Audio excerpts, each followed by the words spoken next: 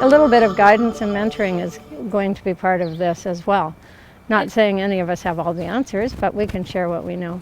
Something new has blossomed here in the Bethel Church parking lot. 16 raised garden beds for residents to grow their own food. Community member Carol Kergan saw a need for fresh local food once the COVID-19 pandemic hit. And with the help of a small team, the Kinnear Neighbourhood Garden was born.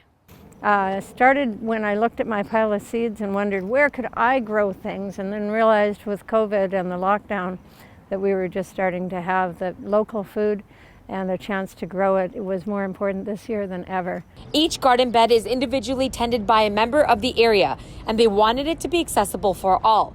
Kergan noticed one garden being looked after by a boy in a wheelchair who was helping out his mom. It felt really neat to see him able to move around easily between the beds and to be involved. So we wanted accessibility, and we'd like to have people who have limited access to good, healthy food.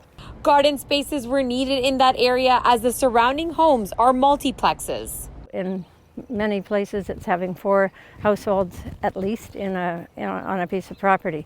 So it was known that there's an increased need for garden space. With the global crisis, many migrant workers were pushed back from harvesting in parts of North America, which could be worrisome for later.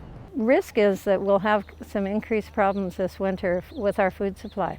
Anything we can do to help it be local and available is empowering. And in times of crisis, being empowered is also good for mental health, as is working in a garden. Kergan is hoping their mobile model could be utilized in more neighborhoods. There's other parking lots, whether they're a church or business or what have you.